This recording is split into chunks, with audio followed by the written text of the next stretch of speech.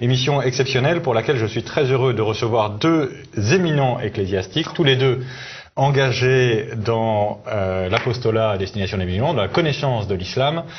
L'abbé Pagès, qui est bien connu sur ce plateau et qui est prêtre du diocèse de Paris, et le père Boulade, jésuite égyptien, qui vient nous partager sa connaissance, j'allais dire personnelle, historique, concrète de l'islam, et en même temps son extraordinaire érudition de l'arabe, du Coran et de l'islam en général.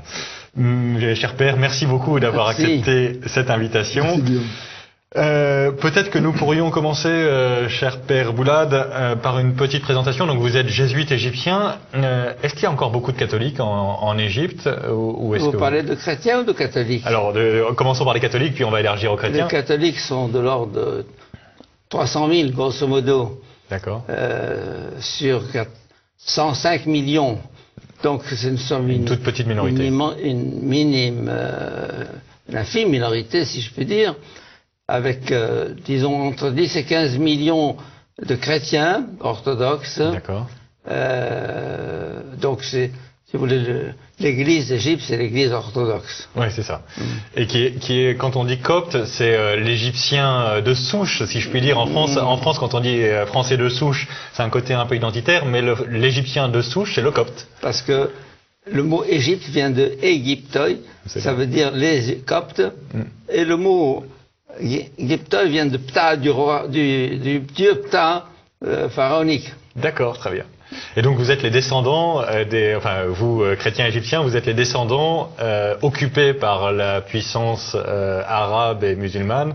Vous êtes les descendants des pharaons. Disons que non, moi je ne suis pas. Moi je suis d'origine syrienne, je suis de Damas. D'accord. Et donc nous sommes des immigrés en Égypte suite au massacre de 1860 à Damas. Oui. C'est là que mon grand-père a émigré pour l'Égypte. Alors, évidemment, les questions personnelles n'ont de sens que, j'allais dire, dans le plan de Dieu. Dans le plan de Dieu, il y a un combat très important qui se déroule sous nos yeux entre... je l'ai déjà dit plusieurs fois devant l'abbé Pagès, qui a la bonté de ne pas me reprendre à chaque fois, mais entre l'antéchrist et le Christ, il y a ceux qui nient que le Christ soit vrai Dieu, et donc spécialement les musulmans, et ceux qui affirment, comme Dieu nous l'a révélé, qu'il a un fils, qu'il nous a envoyé. Et l'Égypte est un terrain j'allais dire, vous êtes parmi les chrétiens d'Orient les plus libres pour parler de ce combat, en quelque sorte. Oui. Avec le Liban.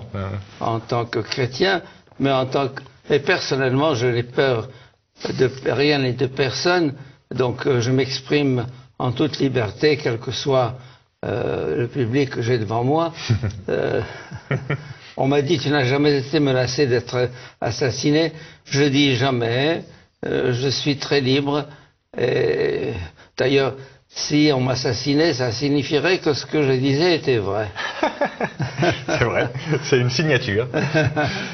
Monsieur l'abbé, est-ce que vous voulez peut-être... Écoutez, je suis heureux de pouvoir rencontrer le père Boulade, car je ne l'avais jamais rencontré de visu. Je vous ai connu par vos interventions, et notamment suite à une homélie que vous avez faite en 2017 à Toulon. Chez l'abbé Loiseau. L'abbé Loiseau, voilà.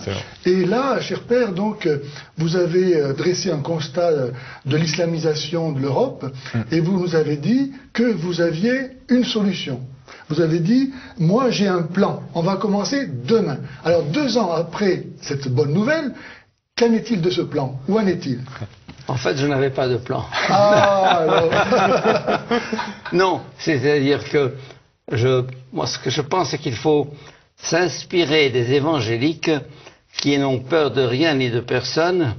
Et je disais entre autres que, au lieu de parler à 200 personnes dans cette église, j'aurais parlé à 2000 personnes si on avait mis des spots et des estrades et des caméras sur la place, sur le parvis de l'église. Absolument. Et que on est vraiment au-dessous de tout dans l'église catholique, excusez-moi, pour utiliser les moyens modernes. Quand je vois la manière dont les micros fonctionnent dans les églises, les lecteurs lisent des textes qu'on ne comprend pas, qu'on n'entend pas. Bref, enfin disons, le b.a.-ba de la communication n'existe pas dans nos églises. Absolument. C'est lamentable. Alors qu'on est au siècle de la communication. Mais plus fondamentalement de ça, que cela, je crois que c'est dans la pensée même de l'Église aujourd'hui, dans sa relation à l'islam, que se trouve le problème. Au-delà des communications et des problèmes qui sont liés à la technique, il y a l'attitude même de l'Église. Est-ce que l'Église prend la mesure de l'enjeu que représente l'islam pour elle? Et je crois que malheureusement ce n'est pas le cas. Et c'est pas vous, cher père, qui allez me contredire, n'est-ce pas? Certainement pas l'Église d'Occident. L'Église d'Orient, elle a ça dans le sang, elle sait ce que c'est que l'islam, et elle connaît les enjeux qui sont terribles.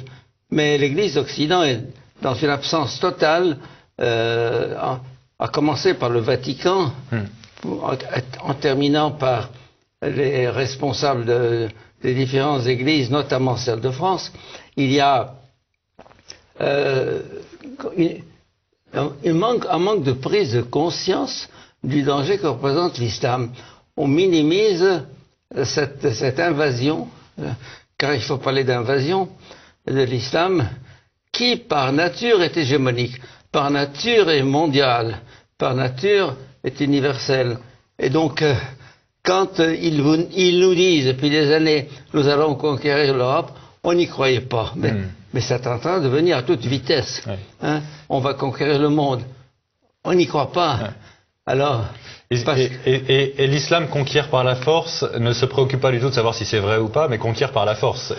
Ben oui, ils sont convaincus. Personne ne peut les critiquer d'être convaincus de leur foi, de leur religion. Absolument. Mais elle est absolument incompatible avec les droits de l'homme, avec la nature humaine elle-même, parce que l'islam est profondément inégalitaire et construit sur une vision de conquête, de terreur. Je vois le nombre de musulmans qui disent être terrorisés par Dieu. Il faut bien reconnaître que dans l'Église catholique, pendant des siècles, on avait présenté cette image du Dieu croque-mitaine qui a créé des complexes terribles. Mais pour l'islam, c'est la peur de Dieu, la peur du jugement, la peur du péché, du haram, comme on dit. Sauf que dans l'Église, on n'avait pas de fondement pour terroriser. Parce que notre théologie nous a toujours enseigné que notre Seigneur est venu et veut le salut de tous les hommes, et que Dieu est juste, que Dieu est miséricordieux. Alors que dans l'islam, Allah, il est en lui-même arbitraire, sans lien avec la raison, et donc il n'y a rien pour pouvoir comprendre son plan. Et éventuellement cruel. Et cruel, etc. Donc, à mon avis, il faut toujours éviter de faire une comparaison entre l'islam et le christianisme, car il n'y a pas de lieu commun possible. Non, quand même, excusez-moi, oui. Mais je pense que la violence dans l'islam et dans le christianisme peut-être sont à égalité, avec cette grosse différence que la violence est fondée dans les textes fondateurs de l'islam, alors qu'elle est contraire à l'évangile, et que les chrétiens sont beaucoup plus infidèles à l'évangile lorsqu'ils ont procédé à des choses horribles.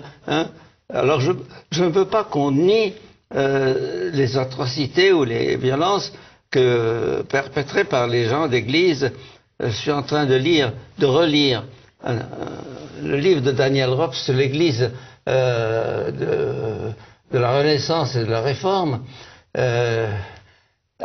Mais je me dis, là, c'est pas l'Église, c'est pas l'Évangile, c'est pas Jésus-Christ. Alors, nous avons été plus coupables d'une certaine manière que les musulmans parce que nous étions infidèles à l'Évangile dans cette violence que nous avons pratiquée. Mais c'est pas pour ça qu'il faut se culpabiliser à longueur de siècle. Il faut bien reconnaître qu'il y a eu une découverte de l'Évangile assez récente. Plus exactement, il y a eu à toutes les époques de l'histoire de l'Église des saints qui nous ont rappelé que la violence n'était pas conforme à l'Évangile, que tel ou tel prince et même tel ou tel pape ait pratiqué la violence et pratiqué des actes contre l'Évangile. Évidemment, personne ne vous contestera.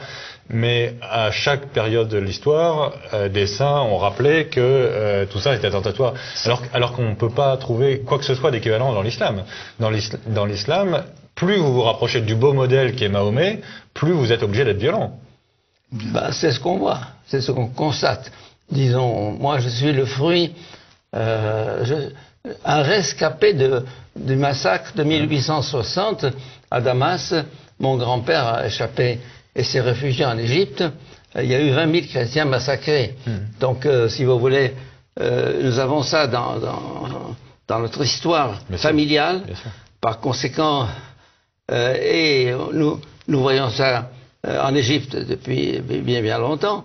Alors, donc simplement, si nous voulons être fidèles à l'Évangile, il faut, je dirais, une conversion profonde, parce que la civilisation occidentale, qui a des racines chrétiennes évidentes, n'est-ce pas, dans son fond, il y a quelque chose qui n'est pas chrétien encore, pas christianisé. Comme on dit, Ecclesia semper reformanda. L'Église doit être sans cesse réformée. Et je pense que c'est cette conversion à laquelle l'Europe est invitée dans un contexte d'hédonisme, de matérialisme, qui étouffe l'être humain. Mais pour en revenir à la violence, moi je voudrais quand même dire ça de façon très claire. Lorsqu'un chrétien fait le mal, il ne peut pas s'autoriser ni de l'enseignement, ni de l'exemple de notre Seigneur Jésus-Christ. Absolument. Alors que lorsqu'un musulman fait la même chose ou pire, il peut toujours s'autoriser et de l'exemple de Mahomet et de l'enseignement du Coran. Tout à Donc fait. on ne peut pas comparer ça. Non, mais justement, c'est clair. Donc, si vous voulez, c'est là que la grosse différence. Oui, bien sûr. Est-ce qu'on pourrait venir... Qu'est-ce que vous diriez, vous, chrétiens d'Orient, qui connaissez l'islam beaucoup mieux que nous en Occident? Nous, on découvre en quelque sorte. On a une longue expérience de l'islam. On a été défendre les pèlerins. Moi, j'ai pas mal d'ancêtres croisés, donc je vois bien ce que c'est que la lutte contre l'islam. Mais on n'a pas d'expérience charnelle, profonde avec l'islam, alors que vous en avez une séculaire. Qu'est-ce que vous diriez à l'Église de France? Parce que moi, ce qui me frappe le plus dans la situation actuelle, c'est qu'on a l'impression que l'Église de France est inerte. Il y a 10 millions de musulmans, plus ou moins, en France. Il y a à peu près autant de catholiques pratiquants au sens large, un peu moins probablement, mais ce que je trouve incroyable, c'est que les évêques, les prêtres, les fidèles ne se disent pas ces 10 millions, qu'est-ce qu'on fait pour leur apporter notre Seigneur Jésus-Christ, qu'est-ce qu'on fait pour leur apporter l'Évangile, qu'est-ce qu'on fait pour transformer le danger en bien. Vous dites que l'Église de France est inerte. Je dis non seulement inerte, mais inconsciente, mais naïve, et guidée par une certaine idéologie de la gauche libérale qui a arnaqué un peu l'Église depuis 60 ans, si je puis dire, et qui fait que l'Église de France est tombée dans le politiquement correct, et au lieu d'être un combat pour la vérité, c'est la complaisance, c'est ce que j'appelle une trahison. Alors, il y a une volonté de ne pas voir ce qui crève les yeux. Alors, et de condamner, par exemple, vous parlez d'évangélisation de l'islam. Les groupes, j'en connais deux, Angélus et Jésus le Messie, qui cherchent à annoncer l'islam, le christianisme aux musulmans. Que chez nous, on ne puisse pas le faire, c'est que c'est interdit par la loi. Absolument. Et qu'on se fait zigouiller immédiatement. Mais qu'en France, absolument, on ne le fasse pas, je trouve ça inadmissible. Mais... Et que certains évêques empêchent certains groupes. Je le sais bien, parce que je suis impliqué là-dedans. Je me doute. Alors, dans ce cas, moi je me dis, mais Mais enfin, la dernière parole de Jésus, allez enseigner toutes les nations. Bon, si nous n'enseignons pas, c'est là que les évangéliques sont beaucoup plus pugnaces et cohérents que nous, catholiques. Alors, c'est là que je suis mal vu par les autorités ecclésiastiques de France et d'ailleurs, mais ça ne m'empêchera pas de témoigner de Jésus-Christ. Je n'impose rien, je propose. Absolument. Alors, pourquoi faut-il que ce soit les musulmans qui proposent leur religion et que moi je n'ai pas le droit de le faire, surtout dans un pays qui m'autorise à le faire? Absolument. Mais pour reprendre ce que disait Guillaume, à savoir ce combat de l'Antichrist, je crois que le fondement sur lequel nous pouvons gagner, c'est d'aider les musulmans à comprendre que l'islam est une des têtes de l'Antichrist. Il n'a pas d'autre raison d'être. Si nous, dans l'Église, on considère l'islam comme une religion parmi d'autres, et non pas comme venant après le Christ, n'ayant pas d'autre but que de détruire l'œuvre du Christ, ni les musulmans, ni les chrétiens ne peuvent comprendre l'enjeu réel de cette situation. L'Église devrait être une armée. Nos chefs religieux devraient se conduire comme des généraux face à un ennemi militante, ça veut dire une église de soldats. Militant, voilà. Et Saint Paul dit bien, prends ta part de souffrance en bon soldat du Christ Jésus. Aujourd'hui, non, on ne veut pas de la croix de notre Seigneur Jésus-Christ. On ne veut pas souffrir pour notre Seigneur. On ne veut pas d'histoire, pas de vagues. Et à cause de ça, eh bien, on devient des tchèdes que Jésus va vomir. Hein. Voilà, qui n'est pas avec moi et contre moi, qui n'amasse pas avec moi disciples. Il n'y a pas de juste milieu. Où on est avec Jésus-Christ, on est contre lui. Oui, en même temps, je dirais, il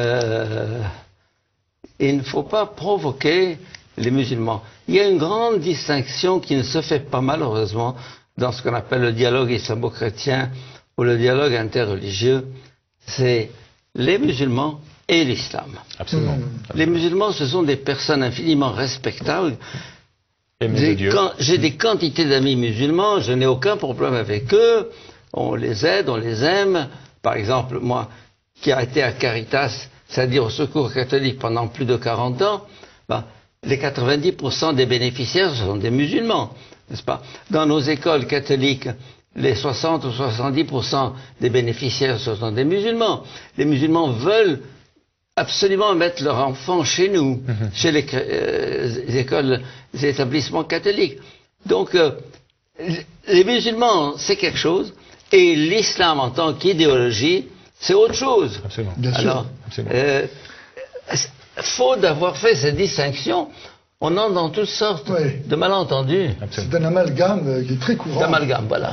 Est-ce qu'on peut revenir peut-être à un débat qu'on a eu il y a quelques semaines ou mois, quand on nous a dit, de la plus haute autorité dans l'Église, que le pluralisme religieux était voulu par Dieu. Comment est-ce que, j'allais dire, vous, chrétiens d'Orient, vous réagissez à la fameuse déclaration d'Abu Dhabi, là, qui évidemment, on est tous à observer qu'il y a un pluralisme religieux de fait. Il ne s'agit pas d'exterminer les autres. Mais est-ce que vous pensez qu'on peut dire que Dieu a voulu le pluralisme religieux ou est-ce que... Je serais bien incapable de savoir la pensée de Dieu. C'est-à-dire que c'est un fait que le pluralisme religieux existe depuis le début de l'humanité, si je puis dire, et du temps de Jésus-Christ aussi. Absolument. Et alors, que ce pluralisme ait été voulu par Dieu, ou simplement toléré, ou... Il est permis, oui, c'est ça. Comment? Il est permis par Dieu, c'est un Dieu, mal en soi qui est permis. Ça, je ne pourrais pas répondre à ça. Ouais, vous m'étonnez. Non, je vous étonne peut-être, mais personnellement,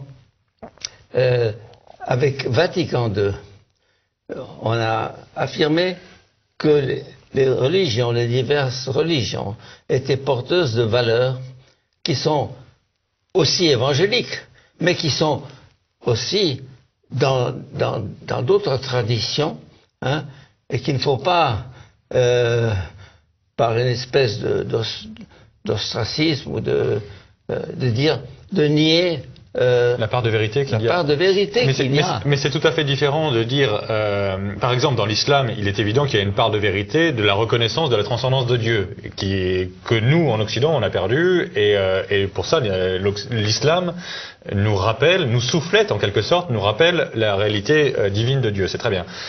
Mais cette réalité, on l'a dans la révélation, on n'a pas besoin de l'islam pour nous l'apprendre. Ouais. Que Dieu se serve de l'islam pour nous le rappeler, mais c'est parce que d'un mal, il est capable de tirer un bien. Et surtout, ces bonnes choses qui existent dans les religions, auxquelles fait allusion le Concile Vatican II, en fait, ils reprennent des écrits des pères de l'Église qui cherchaient dans la philosophie et dans les religions naturelles des pierres d'attente pour annoncer l'Évangile. Parce que dans toutes les religions, du fait que ce sont des recherches de la vérité, il y a des parts, des vérités auxquelles l'esprit humain est arrivé. Donc ça, on va le garder parce que c'est universellement bon, que ce soit d'ordre philosophique, scientifique, religieux, tout ce qui est bon, on le prend en notre compte. Mais autre chose, d'imaginer que Dieu, par exemple, puisse vouloir l'islam, alors que l'islam vient justement nier le christianisme, ou Dieu se contredit, ou alors on est tous fous, quoi, de croire en Dieu. J'avoue que l'islam me pose une question. Autant je suis, carrément dans la lutte contre l'islam, comme je viens de le dire, autant il y a deux textes du livre de la Genèse auxquels je n'ai pas encore trouvé de réponse. Dans le livre de la Genèse, chapitre 22 et 12, je pense, autant que je me souvienne. Bon, où on rattache l'islam, Ismaël, le fils de la servante Agar, il lui est fait une promesse d'être un grand peuple, de dominer et d'être contre tout le monde et que tout le monde soit contre lui et qu'il serait un peuple du désert.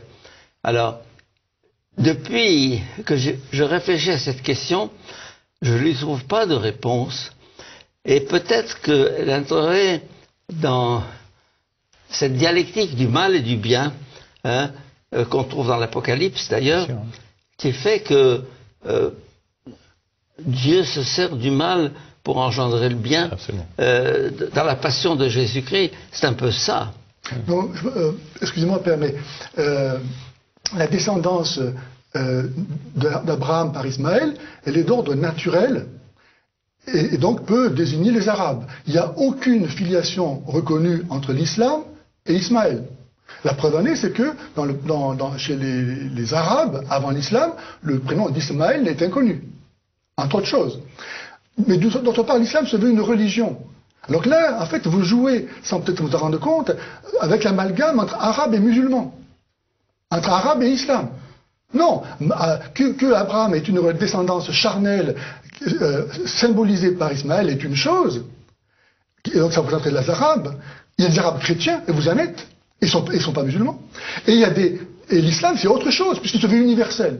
Vous voyez, ça découle de ce que l'islam, il imite, il copie la révélation judéo-chrétienne, et donc veut appartenir physiquement à la descendance d'Abraham, comme les Juifs appartiennent physiquement à la descendance d'Abraham par Isaac. Mais ni l'un ni l'autre ne sont les vrais enfants d'Abraham. Car les vrais enfants d'Abraham sont ceux qui ont la foi d'Abraham. Et ce sont les chrétiens. Nous ne sommes pas engendrés justement par la chair et le sang, comme le sont les juifs qui se glorifient de cela, ou les musulmans qui veulent l'être par Ismaël. Nous sommes engendrés parce que nous sommes engendrés miraculeusement, par la foi et l'Esprit Saint. Nous sommes renés de l'eau et de l'Esprit, comme Isaac est né miraculeusement d'une promesse. Donc pour moi c'est du pipeau. Dire la descendance d'Ismaël, on n'en a rien à cirer, quoi. Ça ne veut rien dire du tout. Mon cher père, peut-être une dernière réponse et on va s'arrêter parce que le temps passe. Disons, je reste encore dubitatif. Je suis tout à fait sensible à vos arguments. Merci, père. Mais pour moi, la question reste posée. Je réfléchis et je ne parviens pas à trouver une réponse aussi catégorique que la vôtre.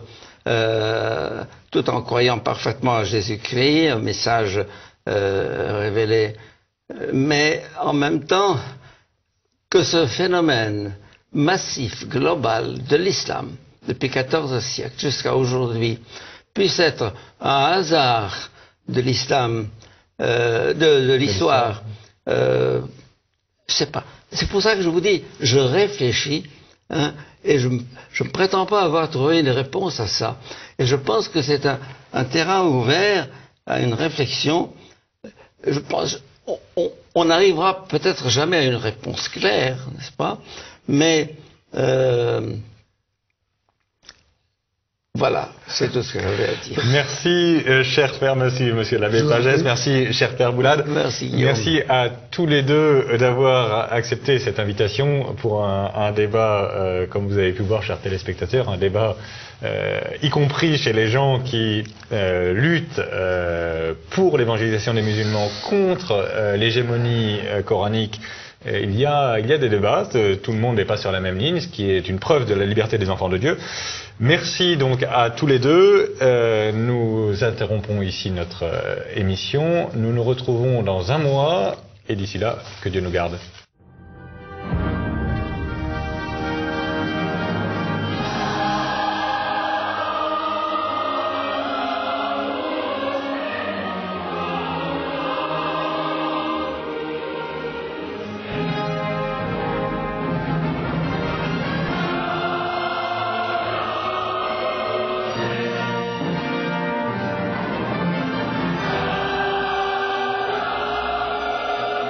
Si les gens savaient qu'ils vont en enfer, ils changeraient de vie, ils la donneraient au Christ.